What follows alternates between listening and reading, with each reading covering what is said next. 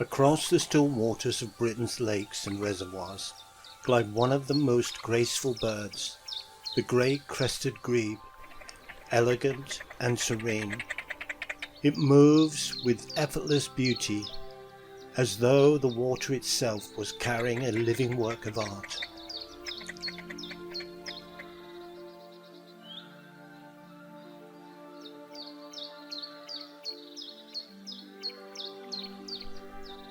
As winter loosens its hold and spring begins to breathe, pairs greet one another with one of nature's most exquisite courtship rituals. They swim side by side in perfect harmony, mirroring each other's movements, and fan their innate ruffs in a display of mutual devotion. Facing one another, they rise upon the water, breast to breast, neck to neck. They seem to stand upon the lake itself, an image of balance, partnership, and enduring affection. Unfortunately, I just missed one of the most incredible rituals, the weed dance. Facing one another, the birds rise upright from the water, neck extended and holding a clump of pondweed in their bills. This graceful and symbolic performance reinforced the bond between the pair. Few spectacles in the natural world are as moving or as beautiful.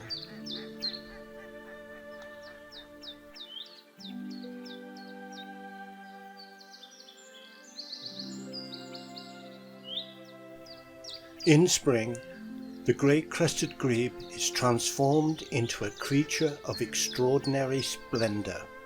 Silken chestnut ruffs frame its face, while dark feathered crests raise like delicate crowns upon its head.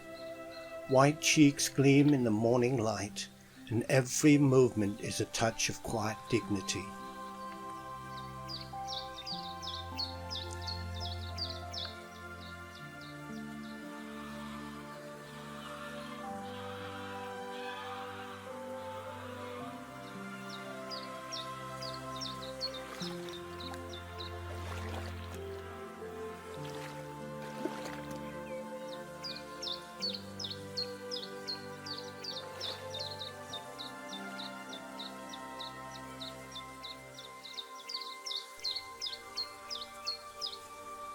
Yet beneath the beauty lies a story of survival.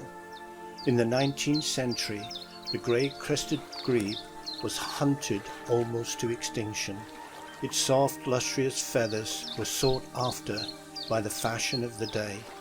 By around 1860, the UK population had fallen to just about 42 breeding pairs. Public concern over their decline helped lead to legal protection, and over time the species made a remarkable recovery. Today, Britain's estimated population is around 5,000 breeding pairs.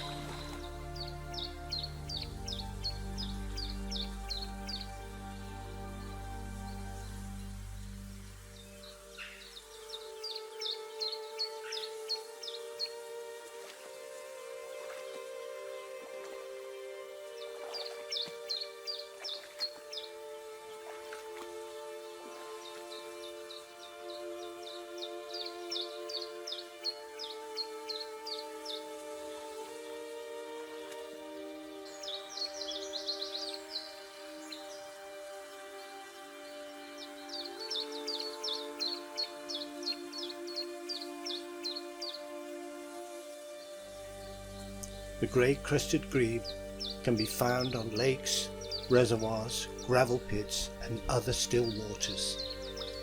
Throughout the United Kingdom, their graceful movements, elaborate courtships, and devoted parenting makes them one of the most unique water birds.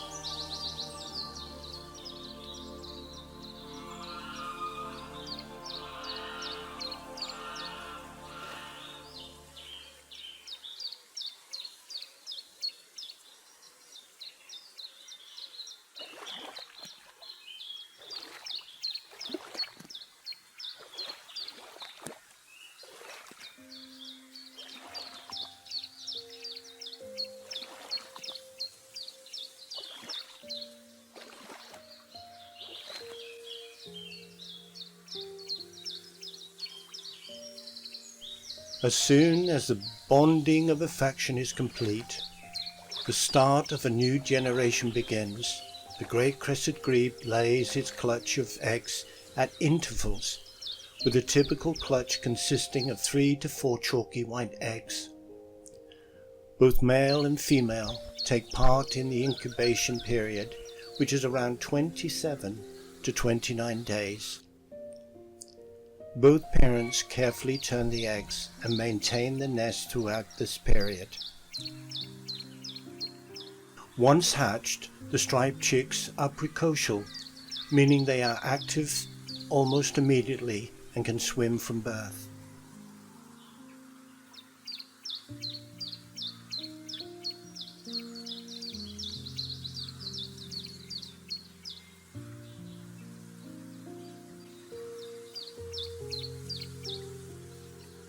When the chicks emerge, striped and soft as ripples of sunlight, they climb onto the back of their parents and ride through the reeds in safety and warmth. Tucked among the feathers, they journey across the water like treasured passengers in a floating cradle.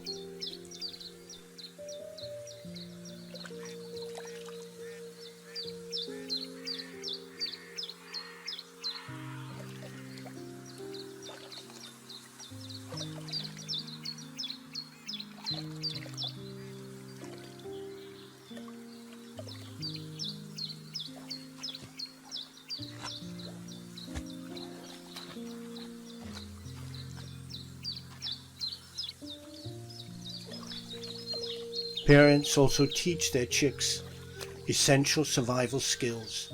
By diving underwater and resurfacing nearby, they encourage the chicks to swim independently and return to the safety of the adult's back.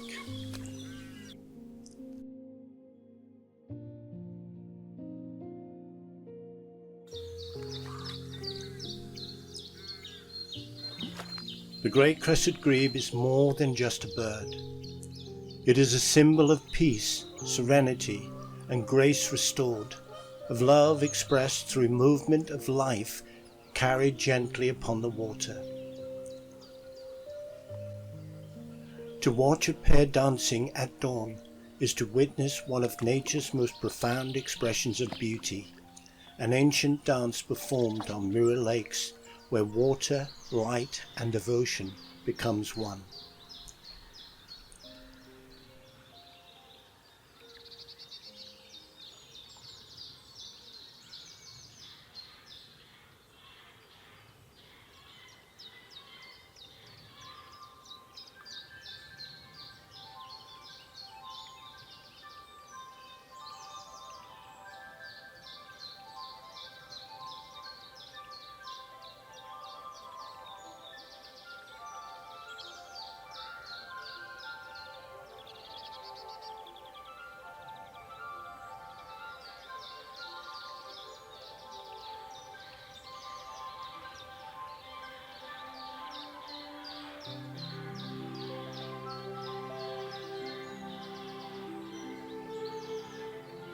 From the silent skies above to the dark waters below, predators move through every layer of the wetland world.